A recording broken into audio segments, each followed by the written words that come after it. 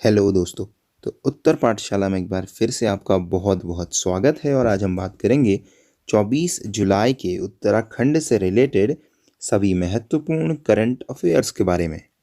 हम जानेंगे दोस्तों कि नेपाली नागरिकों की कौन सी हरकतें हैं जो भारत नेपाल सीमा पर तनाव बढ़ा रही हैं। पिथौरागढ़ में जल्द ही डायलिसिस सुविधा शुरू हो सकती है और साथ ही उत्तराखंड बोर्ड के रिजल्ट के ऊपर भी क्या संभावनाएं हैं। उससे पहले दोस्तों कल के प्रश्न का आंसर देने वालों के नाम जान लेते हैं। हिमेश भट्ट, ज्योति भट्ट, नेहा आर्या, अभिलाषा चौधरी, डीसौ, साक्षी आर्या, कमलेश जोशी, चेतन भाटिया। सभी ने बिल्कुल सही जवाब दिया है। 1998 में हुई मालपा घटना जो थी, यह अब तक की सबसे बड़ी घटना कही जा सकती है उत्तराखंड की। तो अगर आप देखें तो मानसरोवर यात्रियों समेत बहुत से लोगों की इसमें जान का नुकसान हुआ था। तकरीबन 207 लोगों ने अपनी जान गंवाई थी दोस्तों। तो कल के प्रश्न के सही जवाब देने वाले सभी को बहुत बहुत बधाई। आज की वीडियो के अंत में आपसे एक क्वेश्चन पूछा जाएगा जो कि आज के वीडियो से रिलेटेड होगा। तो आज की पूरी वीडियो देखने के बाद आपको अंत में जो क्वेश्चन मिलता है उसका आंसर आपको कमेंट बॉक्स में देना है और जितना विस्तृत हो सके उतना विस्तृत देना है। तो दोस्तों एक और नई वीडियो उत्तराखंड की जनजातियां आपके लिए आज शाम तक अपलोड हो जाएगी, जो कि उत्तराखंड राज्य की सभी परीक्षाओं हेतु बहुत महत्वपूर्ण है और आगामी यूके ट्रिपल एससी में इस वीडियो के अंदर से 1 से 2 प्रश्न 100% आने की संभावना है। तो ये वीडियो जल्द ही आज शाम तक अपलोड हो जाएगी। आपको करना क्या है, चैनल को सब्सक्राइब करना है, वीडियो पसंद आती है तो लाइक करना है और इस वीडियो को मैक्सिमम शेयर करना है। तो चलिए शुरू करते हैं। Uttarakhand board of school education यानी कि यूबीएससी का जो रिजल्ट डेट है वो तो अभी तक डिक्लेयर नहीं हुई है, लेकिन वेरियस मीडिया रिपोर्ट्स के अकॉर्डिंग जो 10th और 12th का उत्तराखंड बोर्ड का रिजल्ट है वो अगले कुछ ही दिनों में अनाउंस हो जाएगा। तो बहुत ही जल्द उत्तराखंड का जो रिजल्ट है उत्तराखंड बोर्ड का वो बहुत ही जल्द अनाउंस कर दिया जाएगा और जो बच्चे हैं जिन्होंने एग्ज़ाम दिया है वो ubsc.uk.gov.in ऑफिशियल साइट पे इसे चेक कर सकते हैं। और भी वेरियस सोर्सेस होते हैं जिसका हम रिज़ल्ट की संभावना के दिन शीघ्र आपको अवगत कराएंगे कि आपको किस वेबसाइट से अपना रिज़ल्ट देखना है। बाकी ये ऑफिशियल वेबसाइट है, यहाँ से आप अपना रिज़ल्ट चेक कर सकते हैं। चंपावत जिले के टनकपुर से लगी भारत नेपाल अंतर्राष्ट्रीय सीमा में बुधवार शाम विवादित क्षेत्र पिलर संख्या 811 में करीब 150 नेपाली नागरिकों की भीड़ ने एक राय होकर कब्जे की कोशिश की थी। दोस्तों पिलर संख्या 700 से 811 तक उत्तराखंड के भीतर विवादित क्षेत्र है।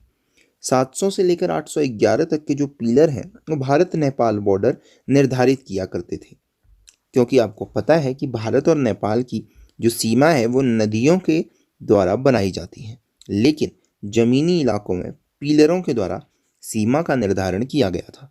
लेकिन इन पिलरों के टूटने और क्षतिग्रस्त हो जाने के कारण पिलर संख्या 700 से 811 तक एक विवादित क्षेत्र बन गया था, जिसके ऊपर करीब 150 नेपाली नागरिकों ने अवैध कब्जे की कोशिश की है और केवल 14 से 15 पक्के पिलर ही नहीं गाड़े बल्कि तार बाड़ कर मौके पर पौधारोपण भी कर दिया गया, जिसके बाद भारत की ओर से भी और नेपाल की ओर से भी जो सीमा बल हैं वो आए और बातचीत का दौर अभी भी चल रहा है दोस्तों, और जल्दी ही इसका निस्तारण कर दिया जाएगा। नेपाल आर्म्ड फोर्स इन पिलरों को और अपने नागरिकों को हटाने के लिए सहमत है, मगर नेपाली नागरिकों की ऐसी हरकतें सीमा पर लगातार तनाव को उत्पन्न कर रही हैं। चलिए बात की जाए महाकुंभ की, तो राज्य सरकार महाकुंभ से पहले अखाड़ों को अपने संसाधन तैयार करने के लिए 1-1 करोड़ रुपए देने के ऊपर विचार कर रही है और यह राशि सरकार द्वारा गठित कमेटी की निगरानी में खर्च की जाएगी। दोस्तों अगर कोरोना महामारी के दौरान यह महाकुंभ होता है और कोरोना थमता नहीं है तो ऐसे में केवल साधु संतों को ही महाकुंभ स्नान की अनुमति होगी। अगर कोरोना वायरस कुछ हद तक कम होता है तभी आम जनमानस को महाकुंभ में स्नान व जाने की अनुमति प्रदान की जाएगी।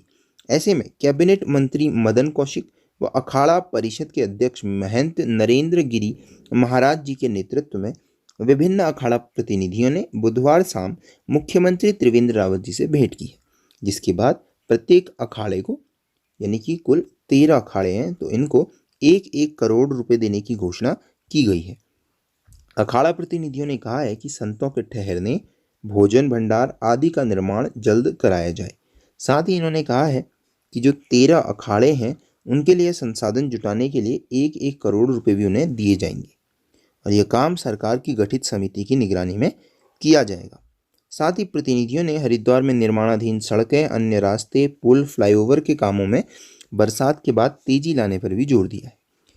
बात की जाए कुंभ पर्व की दोस्तों, तो यह हिंदू धर्म का एक महत्वपूर्ण त्यौहार है, एक महत्वपूर्ण पर्व है जिसमें करोड़ों श्रद्धालु कुंभ पर्व स्थल यानी कि प्रयाग, हरिद्वार, उज्जैन और नासिक में स्नान करते हैं। इस बार का जो कुंभ है वह हरिद्वार में आयोजित किया जाएगा दोस्तों, और प्रत्येक स्थान पर 12वें वर्ष में, और जो प्रयागराज है वहाँ 2 कुंभ पर्वों के बीच में यानी कि 6 वर्ष में एक अर्ध कुंभ का आयोजन होता है।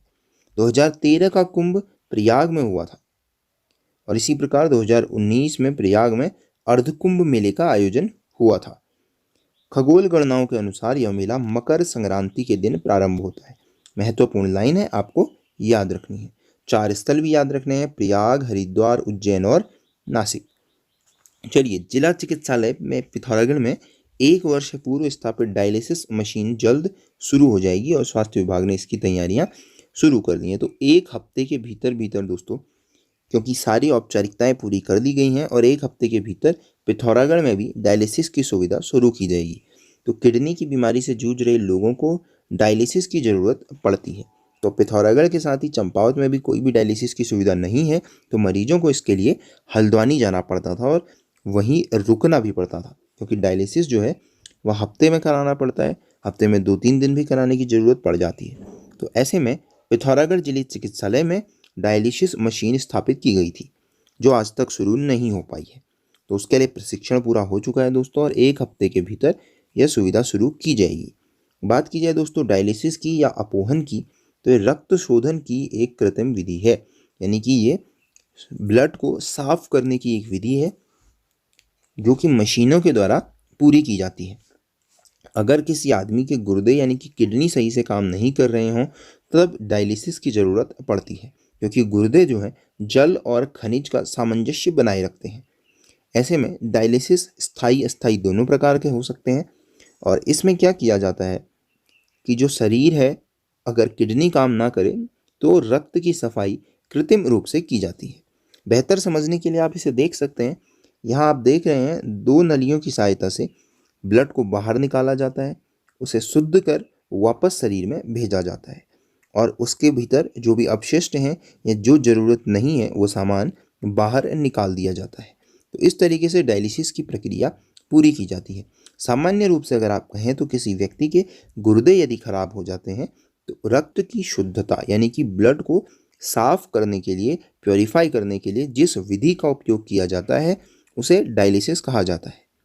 चलिए, हेमवती नंदन बहुगुणा गढ़वाल केंद्रीय विश्वविद्यालय ने अंतिम सेमेस्टर की परीक्षाओं के लिए डेट घोषित कर दी है और यह 1 सितंबर से 20 सितंबर तक परीक्षाएं कराने का निर्णय लिया गया है। तो अंतिम वर्ष BA, BSc, BCom व MA, MSc सहित अन्य कक्षाओं के जो अंतिम सेमेस्टर हैं उनकी 1 से 20 सितंबर तक परीक्षाएं होनी हैं। परीक्षाएं रविवार को भी आयोजित होंगी दोस्तों और साथ ही 3 शिफ्टों में होंगी। अगर आप देखें तो 8 से 9, 11 से 12 इस तरीके से शिफ्टों को कराया जाएगा। प्रथम शिफ्ट 8 से 9 बजे तक होगी और उसके साथ ही दूसरी शिफ्ट 11 से 12 बजे होगी और इसी तरीके से तीसरी शिफ्ट भी की जाएगी जो कि शाम के वक्त होगी। और शाम की शिफ्ट में BCom व LLB अंतिम सेमेस्टर की परीक्षाएं पूरी की जाएंगी। ये सारा का सारा कोविड-19 की गाइडलाइन को पालन करते हुए कराया जाएगा। तो इस तरीके से हेमवती नंदन बहुगुणा केंद्रीय विश्वविद्यालय ने अपनी अंतिम सेमेस्टर की परीक्षाओं की कार्यक्रम की घोषणा कर दी है। चलिए, आज का आपका प्रश्न है दोस्तों, उत्तराखंड नेपाल विवादित क्षेत्र कौन सा है? पिलर 700 से 811, पिलर 800 से 811, पिलर 750 से 811 या फिर पिलर 809 व 811। आपको कमेंट बॉक्स में इसका आंसर बताना है। तो ये थे दोस्तों सभी इंपॉर्टेंट करंट अफेयर्स। आप इस नंबर के थ्रू हमसे व्हाट्सएप पे जुड़ सकते हैं। यूट्यूब, इंस्टा, फेसबुक और ट्विटर हैंडल आपके सामने है। और टेलीग्राम से जुड़ने के लिए आप हमारे डिस्क्रिप्शन में दिए लिंक पे क्लिक कर सकते हैं। अगर आप इंस्टा, फेसबुक, ट्विटर, यूट्यूब पे तो आप हमें सब्सक्राइब करेंगे और साथ ही इंस्टा, फेसबुक, ट्विटर की लिंक भी डिस्क्रिप्शन में दी गई है, आप वहाँ से भी हमें फॉलो कर सकते हैं। हमारे व्हाट्सएप ग्रुप से जुड़ने के लिए आपको इस नंबर पे आपका नाम और आपके एग्ज़ाम को मैसेज करना है और हम आपको आपके अकॉर्डिंग ग्रुप में ज्वाइन करवाएंगे। So thank you, till next video.